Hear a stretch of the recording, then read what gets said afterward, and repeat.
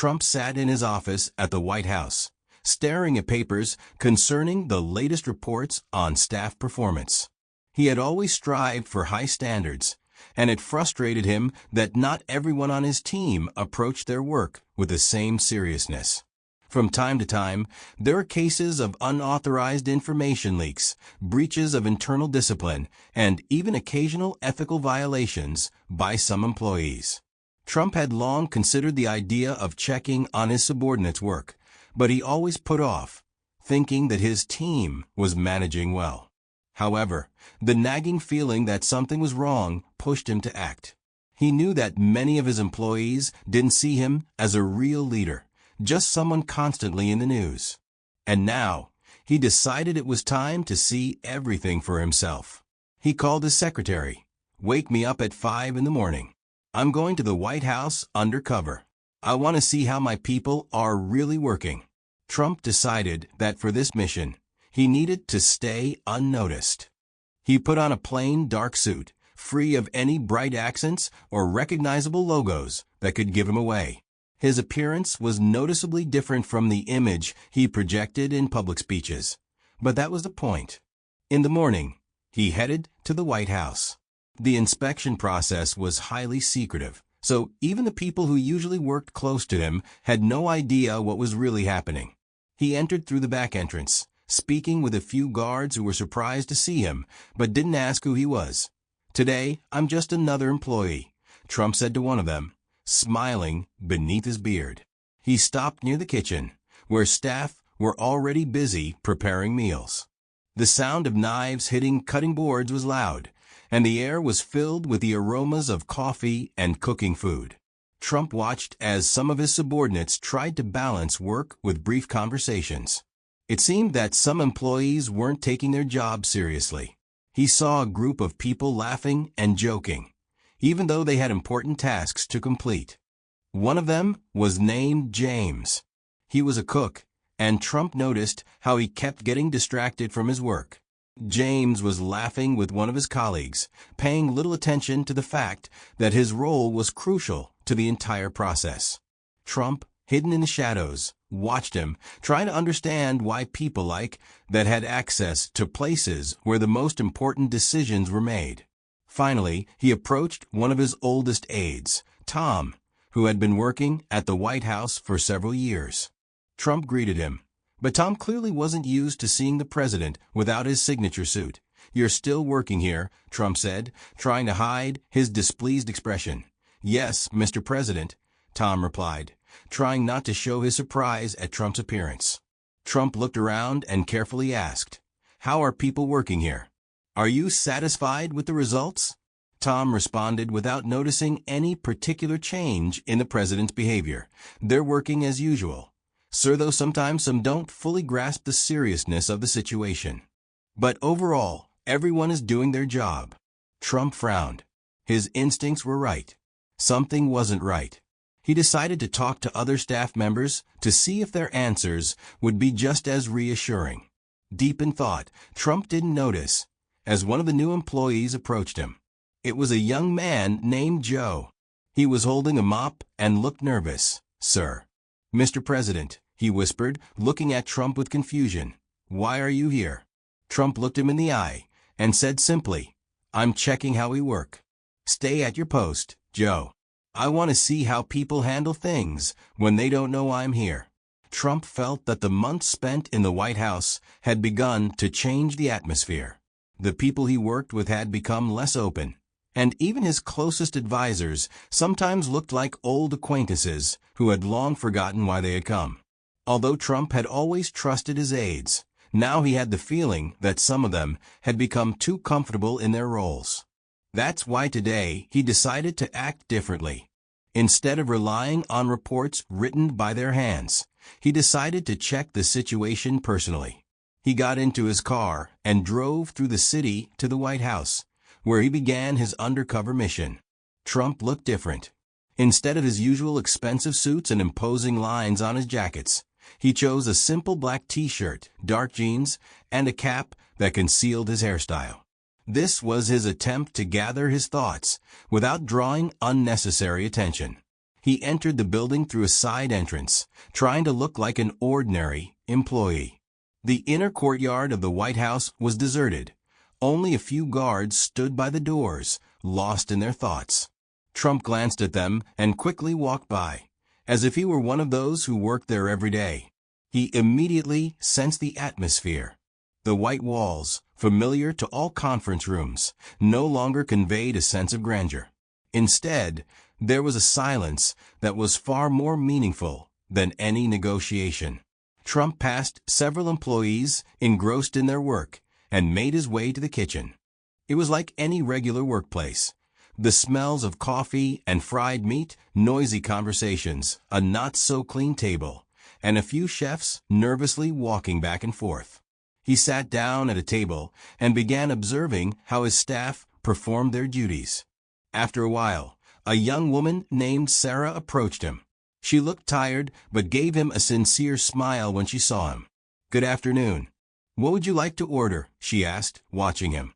Trump felt a bit unusual, but his experience showed that sometimes the best way to assess a situation was through simple human contact.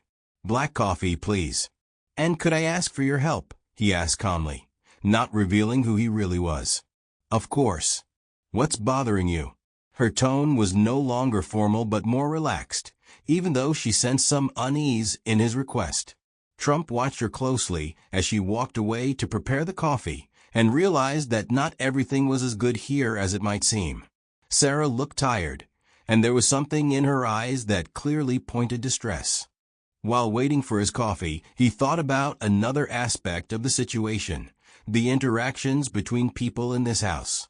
Many of them were too focused on their roles, forgetting that the main goal was teamwork and shared purpose. But was this a case where he needed to do something to change that perspective?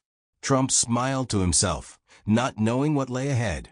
But he sensed that this mission would not be as simple as it seemed.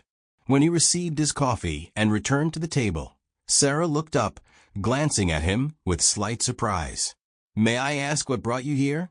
"Do you work here?" she asked, seemingly not fully understanding the situation. Trump took a deep breath and looked at her. "You could say, I'm here on business. But I also want to see how everything works from the inside," he replied calmly, not trying to hide his intentions. Sarah looked a little surprised, but still smiled and didn't ask any more questions. She glanced at Trump again, slightly puzzled by his calm demeanor, and returned to her duties. Trump remained seated at the table, feeling the silence in the White House grow heavier. People walked by, busy with their tasks, but he knew it would take more than just observing to understand what was truly happening. He needed to see how the whole system worked, what was wrong, and where he could make changes. At that moment, his phone buzzed quietly. Trump pulled it from his pocket and saw a message from his chief advisor. "Where are you? What happened to our meeting?" He immediately realized this was a sign that he needed to get back to business, but his calm didn't fade. This was just another element of the bigger game. He replied briefly, "I'm on site. I'll be there soon." Trump felt that he had already seen enough.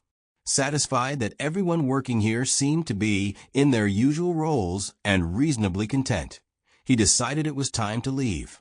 Rising from the table, he left money for the coffee and headed toward the exit. On his way out, he glanced once more at those around him, pausing for a moment as his eyes settled on Sarah. "Thank you for the coffee, Sarah. I hope everything will be okay," he said with a slight nod. She smiled in response, still unaware of who he really was. Trump exited through the back door and headed to his car. Each step brought him closer to the important decision he knew he had to make. All the observations and everything he had experienced that day had given him the clarity he needed. On the drive back to his office, he reflected. Everything seemed too perfect, too calm for a country in the middle of a political storm. That's why he decided to launch a new strategy. He was putting himself back at the center of the planning process, deciding that he needed to be more directly involved in critical operations. Only then could he truly assess the situation. A few hours later, he met with his advisors, and the atmosphere in the room became tense. Trump no longer felt that these people had a complete grasp of what was happening. His heart was beating faster, and he gathered all his strength. "I learned a lot today. We need a new approach, and I intend to implement it," he said, looking at each of his advisors. His determination was undeniable. And while some of the advisors attempted to question his actions, Trump just smiled and nodded. He knew that this new strategy, the one he was now so committed to, could fix the situation, and he was prepared to do whatever it took to succeed. But the sense of satisfaction he once felt was now gone. His mind was focused on one thing, changing the course for the better. He couldn't allow time and complacency to become his enemies. And with every next step he would take, he knew he was getting closer to uncovering the flaws in this vast machine and bringing about the much-needed revolution in the White House. Trump, leaving his residence, felt that every step was bringing him closer to a serious goal. He wasn't sure if these changes would be quick or easy, but this was his path. The road back to the administrative center seemed longer than usual, and questions kept surfacing in his mind. Was everything really as simple as it seemed at first glance? He needed more than just sensing the situation. He needed to know the truth. After returning to the White House, Trump decided that the next step would be to hold a series of interviews and meetings with staff at various levels, from senior advisors to junior assistants. He wanted to understand what was really happening behind closed doors and how the staff truly felt. "We will work without standard protocols," he said to one of his closest advisors, Jacob, during a morning meeting. "I want to speak with everyone, starting with those who organize events to those who clean the hallways. I don't just want to hear reports, I want to hear their thoughts." Jacob nodded, but his face showed a certain concern. He understood that Trump had his own style, but even for him, this step seemed unexpected. "It's a good plan, but you should be prepared to see something you might not expect," he cautioned. Trump simply smiled and left the room silently, his gaze focused and calm as always. He wasn't afraid to face the truth, even if it turned out to be painful. A few hours later, Trump began his series of meetings. He first spoke with people involved in logistics and planning major events at the White House. Then he moved on to those who had daily contact with the public, and even to the technical staff who maintained the building's operations. In every interview, he saw the same picture. Most people were doing their jobs well, but the sense of unity was missing. Some found it hard to stay motivated, while others were more focused on surviving the bureaucratic machine than driving real change. Trump even saw people who seemed to have lost faith in their own abilities. It was all too similar to what he had witnessed during his diner experiment. Just like in his business, where he had seen employees lacking confidence, here in the White House, there was no shared vision for working together toward a common goal. Trump once again decided to approach the situation in his own way, by choosing a path of dialogue and understanding. In the next phase, he invited several top advisors and staff members to a closed meeting, where he posed a direct question. How can we change the atmosphere within our team? "We need more openness, more constructive discussions," Trump said, addressing those present.